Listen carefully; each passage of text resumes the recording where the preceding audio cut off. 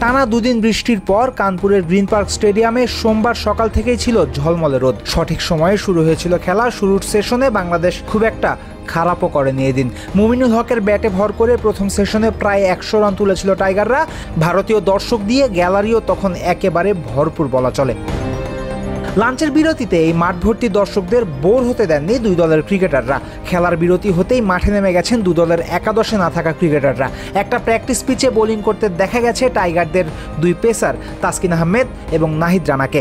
সাথে ছিলেন স্পিনার নাইম হাসানও।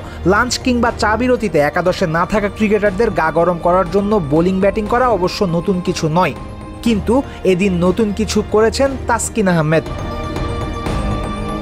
রানা এবং নাইম যখন বোলিং করছিলেন লাল বলে, তখন তাসকিন আহমেদ বোলিং করেছেন সাদা বলে। সাদা বলে লেন্থ ডেলিভারি থেকে শুরু করে ইয়র্কার সবই ট্রাই করতে দেখা গেছে তাসকিনকে।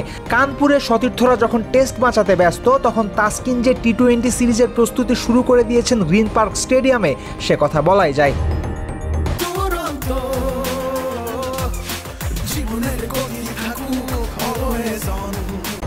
দ্বিতীয় টেস্টের আগে একটা মাত্র নেট সেশন পেয়েছিল বাংলাদেশ দল। চেন্নাইতে মোটামুটি মানের বোলিং করার পর কানপুরের সেই সেশনেও তাসকিন পুরো দমে লাল বলে বোলিং করেছেন, ব্যাটারদের অস্বস্তিতে ফেলেছেন। ভারতের বিপক্ষে দ্বিতীয় টেস্টে তাসকিন আর হাসানই হবেন বাংলাদেশের দুই পেসার, সেটাই ছিল ধারণা। কিন্তু টেস্ট শুরু হতেই চক্ষু হয়েছিল চরক গাছ, কেননা রানা তাসকিন দুজনকেই বাদ দিয়ে একাদশে নেওয়া হয়েছিল খালেদকে। অবশ্য তখনই বোঝা গেছিল আসন্ন টি-20 সিরিজের জন্য তাসকিনকে দেয়া হয়েছে বিশ্রাম। সোমবার যখন আগে ভাগেই সাদা বলে অনুশীলন শুরু করলেন তাসকিন, তখন পরিষ্কার হলো যে এই মুহূর্তে টি-20 সিরিজ নিয়েই ভাবছেন এই পেসার।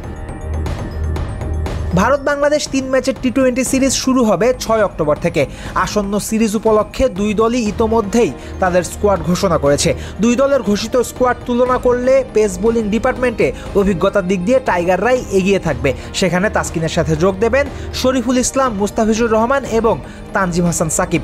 দ্য ফিজ, শরীফুল আর সাকিব ভারতে আসবেন মঙ্গলবার। তাসকিন যেহেতু আগে থেকেই আছেন এই দেশে, তাই কন্ডিশন বুঝে শুনে দায়িত্বটা তাকেই বেশি নিতে হবে। সোমবার সাদা বলে তাসকিনকে বোলিং করতে দেখে মনে হয়েছে পেসার দায়িত্ব নিতে প্রস্তুত আছে। টেস্ট সিরিজ যেমনই হোক না কেন, টি-20তে সিরিজ জিততে তাসকিন আহমেদকে প্রতিজ্ঞাবদ্ধ মনে হয়েছে।